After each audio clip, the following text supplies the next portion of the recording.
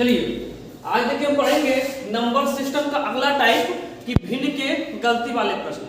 इसमें क्या होता है कि किसी को किसी और नंबर से मल्टीप्लाई करना चाहिए था या जोड़ना चाहिए था या भाग करना चाहिए था। गलती से क्या करता है कि किसी और नंबर से इसमें हो जाता है मल्टीप्लाई, तो उसका जब गलत नंबर से मल्टीप्लाई होगा तो उसका उत्तर भी क्या आएगा? गलत आएगा। ध्यान दीजिए, कह रहा है कि एक विद्यार्थी से किसी संख्या का कितना ज्ञात करने के लिए कहा गया? 5/6 ज्ञात करने के लिए कहा गया। लेकिन किससे? गलती वाले प्रश्न गलती से कितना में कर दिया गुणा? 6/5 में कर दिया गुणा। अब ध्यान दीजिए, इसका हर क्या था? बड़ा था, अंश छोटा था, तो इसका आंसर छोटा आएगा। और इसका जब अंश बड़ा था तो इसका जो उत्तर हल करने के बाद से जो उत्तर होगा क्या होगा? बड़ा होगा ना। तो कह रहा है तो उसका उत्तर सही उत्तर से कितना अधिक था? 264 अधिक था। ध्यान दीजिए, देखिए सही क्या था, यहां लिखिए सही से उसके गुणा करने चाहिए था 5/6 से, लेकिन गलती से क्या कर दिया है? गलती से 6/5 से कर दिया है मल्टीप्लाई। एकदम शॉर्ट एग्जाम सुनिएगा। तो मान लीजिए कि वह संख्या कितना होगा? देखिए दो तरीका से हो सकता है, या तो आप यक्ष मानिए, यक्ष मानेंगे तो थोड़ा बेसिक तरीका होगा, थोड़ा सा लॉन्ग होगा, लेकिन मैं शॉर्ट तरीके में बता रहा हूं। जब कभी भी ऐसे प्रश्न गलती वाले आ जाए तो चाहे अधिक हो या कम हो, इस पे डिपेंड नहीं करता। ध्यान दीजिएगा, तो सही कितना था? 5/6, गलती कितना था? 6/5। अब इस आप हर का एलसीएम ले लीजिए, वही नंबर मान लीजिए कि माना हुआ नंबर कितना है? 6/5 कितना है? 30 है। वो नंबर कितना है? 30 है। तो 30 का उसे 5/6 ज्ञात करना था, लेकिन गलती से कितना ज्ञात कर दिया? 6/5 कर दिया। यहाँ देखिए 6×5 = 30, तो 5×5 = 25, उसका उत्तर 25 आना चाहिए था, लेकिन 6×5 = 30, उसका उत्तर कितना गया? है ना। उसका उत्तर कितना आना चाहिए था? 25, लेकिन कितना गया? क्यों आ गया? क्योंकि उसे 5/6 से गुणा करना था, लेकिन उसने 6/5 से गुणा कर दिया। तो कितना अधिक उत्तर इसका आया? 11 अधिक आया। मेरे अनुसार कितना अधिक आया? 11। लेकिन किताब के अनुसार कितना आया? 264। कितना? 264। तो फिर एक की वैल्यू कितनी होगी? 264/11, अर्थात एक की वैल्यू कितनी हो गई? 11। भाग दीजिए, 11 दूना 22, 11 चौको 44।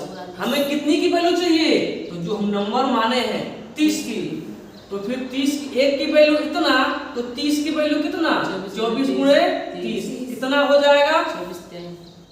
24 × 72, 720। और नंबर कितना है? 720। कोई दिक्कत? नीचे क्लिक दिख रहा है? कहाँ से? यहाँ से? यहाँ से? चलिए ठीक, यहाँ का कर देते हैं। देखिए कितना ज्यादा ही है? 11, यानी कि 11 ज्यादा है मेरे अनुसार, और किताब का कितना है? 264। तो फिर एक की वैल्यू कितनी हो जाएगी? 264 कितना? 11। मुझे कितनी की वैल्यू चाहिए? 30 की वैल्यू चाहिए। तो एक की वैल्यू कितना? तो 30 की वैल्यू कितना? Multiply by 30। 11 से काटिए कितना रहा? 24, और 24 का 30 में गुणा कीजिए कितना आएगा? 720। यही आपका क्या है? चलिए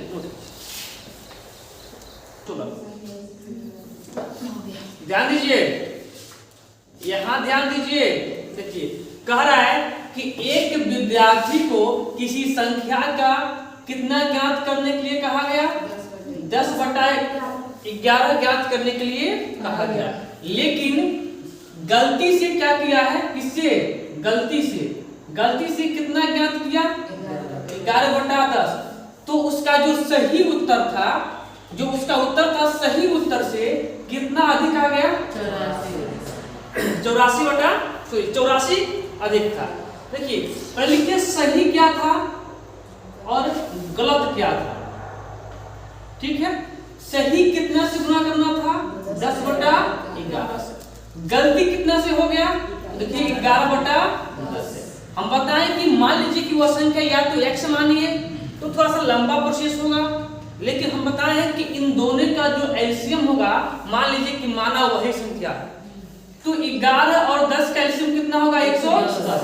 तो 110 क्या हो गई, वो संख्या हो गई। तो 110 का पहले कितना ज्ञात करने के लिए कहा गया था 10/11, लेकिन गलती से 110 का कितना ज्ञात कर दिया 11/10। यहाँ देखिए 11 कम 11 बचा 10 और 10 दहा के 100, उसका उत्तर 100 आना चाहिए था। अब यहाँ एक जीरो से एक जीरो, 11 का 11 में गुना होगा तो कितना होगा 121।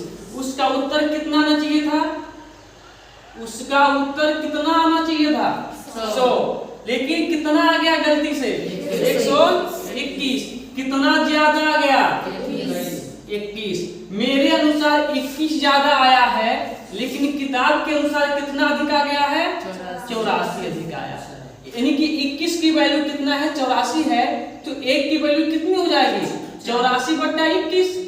84 बटा कितना 21, 84/21। इसको काट लीजिए कितना होगा 4, यानी कि 1 की वैल्यू कितनी 4, हमें कितनी की वैल्यू चाहिए 110 की, तो फिर 110 की वैल्यू कितनी हो जाएगी 4 गुणे 110, अर्थात कितना 440। यही क्या आपका आंसर, क्लियर।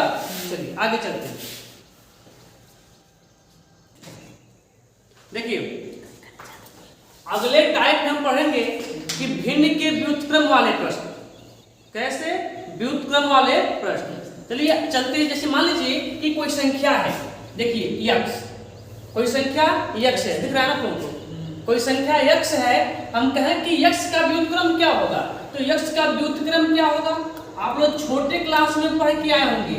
x का व्युत्क्रम कितना होता है 1/x होता है। यदि हम बात करें कि 1/x का व्युत्क्रम क्या होगा, तो क्या होगा x होगा। यदि हम करें कि 5 का व्युत्क्रम क्या होगा, तो 1/5, और हम कहें कि 1/5 का व्युत्क्रम क्या होगा, तो क्या होगा 5 होगा। क्लियर होगा कि नहीं होगा। यदि हम कहें कि 2/5 का व्युत्क्रम क्या होगा, तो क्या होगा 5/2। क्या होता है अंश का और हर का अंश हो जाता है व्युत्क्रम में। क्लियर, व्युत्क्रम समझ आ रहा है। चलिए आगे चलते हैं अपने क्वेश्चन पे, ध्यान दीजिए।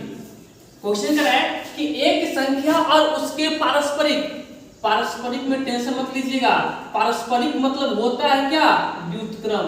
एग्जाम में कभी पारस्परिक शब्द आ जाए तो टेंशन लेने की बात नहीं है।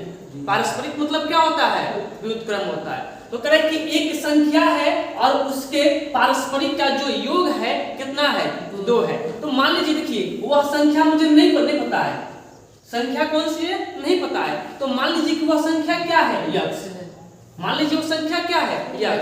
अब कह रहे कि वो संख्या x है, तो x के जो पारस्परिक होगा, अब x का पारस्परिक क्या होगा 1/x होगा।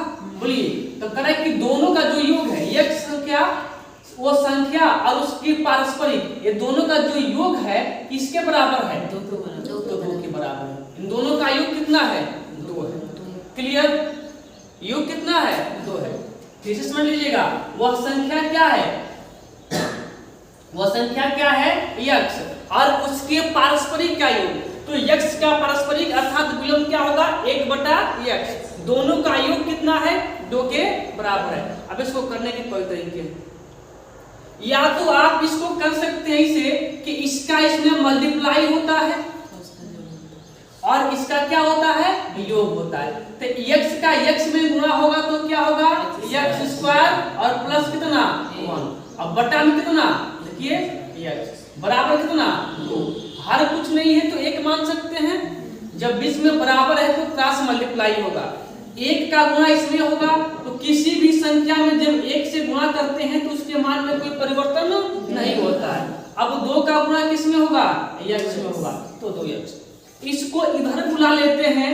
अब कोई भी संख्या जब एक पक्ष से दूसरे पक्ष में जाती है तो चिन्ह क्या हो जाता है बदल जाता है। जैसे मान लीजिए कि x² और जब a दाहिने पक्ष में है, दाहिने पक्ष से बाएं पक्ष में जाएगा तो क्या हो जाएगा माइनस का हो जाएगा। अब बन गया द्विघात समीकरण, इसको हल करना पड़ेगा। तो अब एक का ऐसा गुणनखंड जिसको जोड़ने या घटाने पर कितना आ जाए, 2 आ जाए, और गुणा करने पर 1 आए, तो क्या होगा, 1 एकम 1, क्या होगा, 1 एकम 1, अर्थात क्या हो जाएगा, यहाँ देखिए x स्क्वायर माइनस 1 प्लस 1 होगा, तो 1 एकम 1 और 1 1 2 हो जाएगा, और प्लस 1 बराबर 0।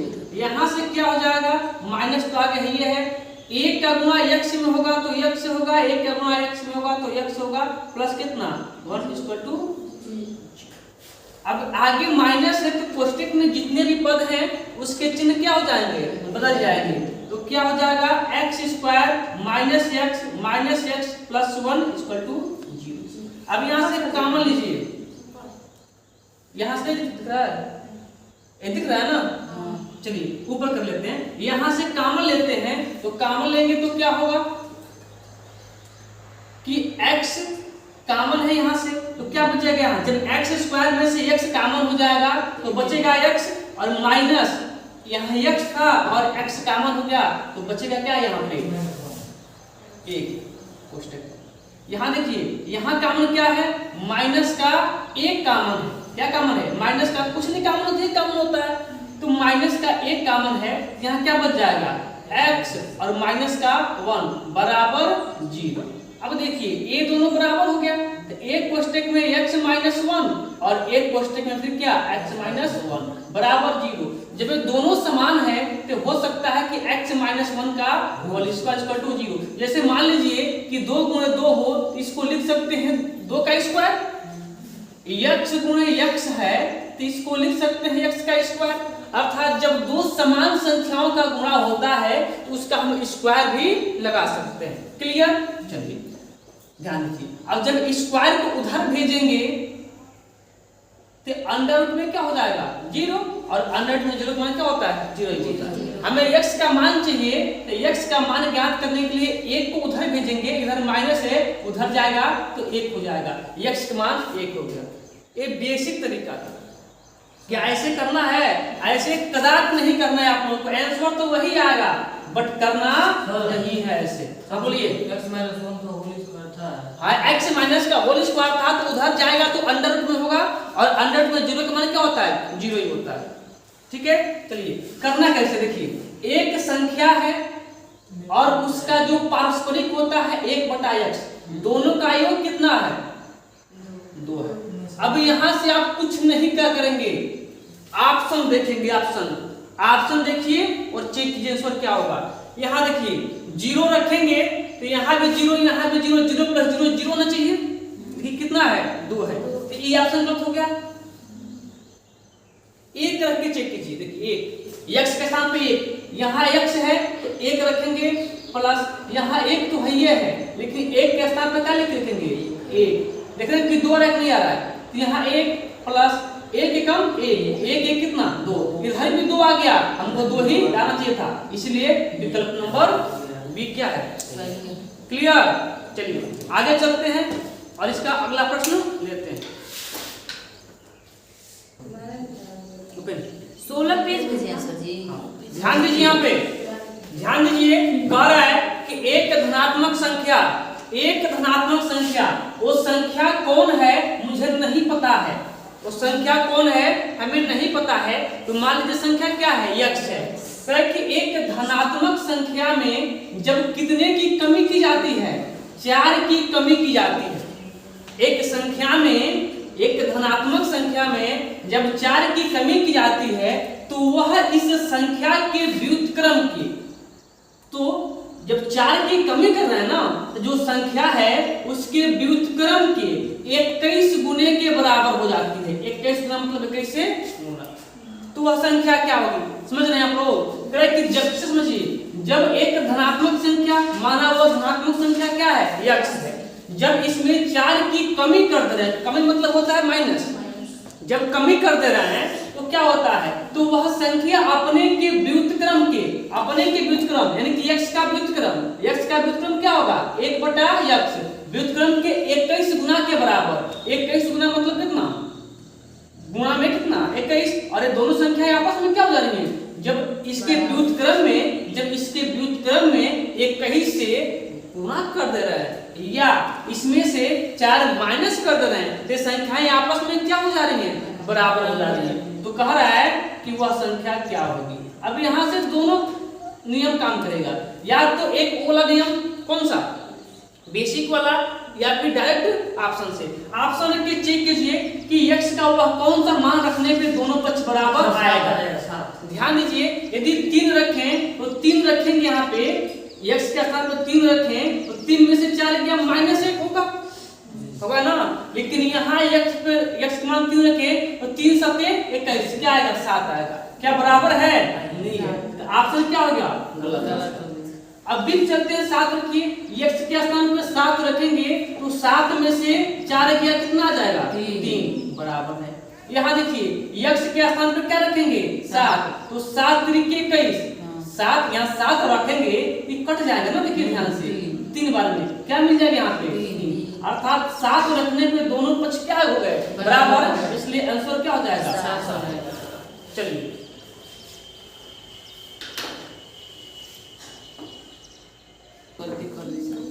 ध्यान दीजिए, यहाँ पे कह रहा है कि एक संख्या वो संख्या मुझे नहीं पता है, तो मान लीजिए वह संख्या क्या है, एक संख्या अपने पारस्परिक के 3 गुने से 26/3 अधिक है। अब एक संख्या x है और ये संख्या अपने पारस्परिक के 3 गुना से, अभी देखिए पारस्परिक क्या होता है, x का पारस्परिक क्या, x 1/x, अपने पारस्परिक के कितना गुने से, 3 गुने से, कितना अधिक है। यहाँ देखिए एक संख्या अपने पारस्परिक के 3 गुने से कितना अधिक है, 26/3 अधिक है। अधिक कौन है, बस ये समझ गए आप लोग, अधिक कौन है तो समस्या खत्म हो जाएगा। कहे कि एक संख्या अपने पारस्परिक के 3 गुने से अधिक कौन है, 3 गुने से 26/3 अधिक है। अधिक कौन है, अधिक कौन है, 26/3 अधिक है। अधिक कौन है, अधिक जैसे कोई संख्या है, जब इसका 1/x कर देते हैं, अर्थात उसका पारस्परिक कर देते हैं और इसमें 3 से कर देते हैं गुणा, तो 3 से गुणा करने से 3 गुने से कितना अधिक है, 26/3 अधिक है। कौन, x। अधिक कौन है, तो मुझे एक बात बताइए, मुझे बस एक बात बता दीजिए कि अधिक ही है ना जी। अब बराबर करना है, इसमें किसका चिन्ह है, बराबर। वही बताया था हम लोग को आलू और बाट वाला, कि एक साइड पे बाट है और एक साइड पे आलू है, और आलू ज्यादा हो गया तो उसे बराबर करने के 2 तरीके, या तो और बाट चढ़ाइए और नहीं तो आलू को और निकाल दीजिए। तो हम मान लीजिए कि ये बाट है, आलू है, तो बाट क्या है, ज्यादा है, आलू कम है, तो 2 कंडीशन, या तो बाट को घटा दीजिए और नहीं तो आलू को बढ़ा दीजिए। कितना बढ़ाना घटाना है, तो 26/3। चलिए हम बाट को घटा दें, बाट को घटा दें, नहीं चलिए हम आलू को क्या करते हैं, बढ़ा देते हैं। आलू को क्या करते हैं, बढ़ा देते हैं, प्लस कर दिए कितना, 26/3। अब इसको हम इधर बुला लेते हैं, तो क्या हो जाएगा, ये प्लस है, इधर आएगा तो -3/x। 1 का गुणा 3 में हो जाएगा, 3 होगा, पता नहीं सबको। यहाँ कितना, 26/3।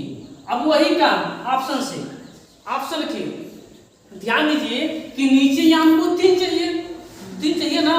अब जब x का मान 10 लेंगे तो नीचे यहाँ क्या जाएगा, 10 आ जाएगा। हो पाएगा, ये तो ऑप्शन वैसे ही गलत हो गया।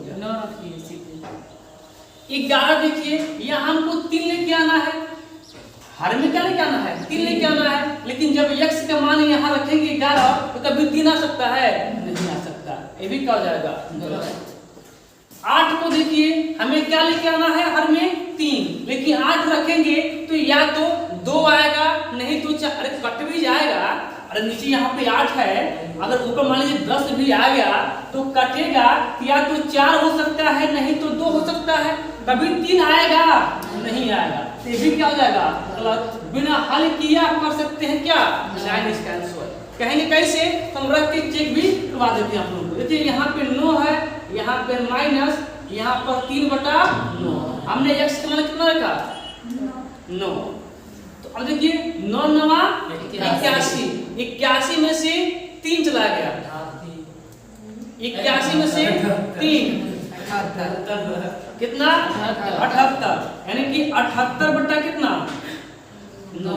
क्या 3 से कटेगा, 3 से कटेगा, 3 से कटेगा। देखिए 3 दूना 6, कैरी 1 18 हो गया, 3 छक्के 18, 3 त्रिक 9, कितना गया 26/3। हमें कितना लाना था 26/3, इसलिए ऑप्शन नंबर सी क्या हो गया। कोई समस्या?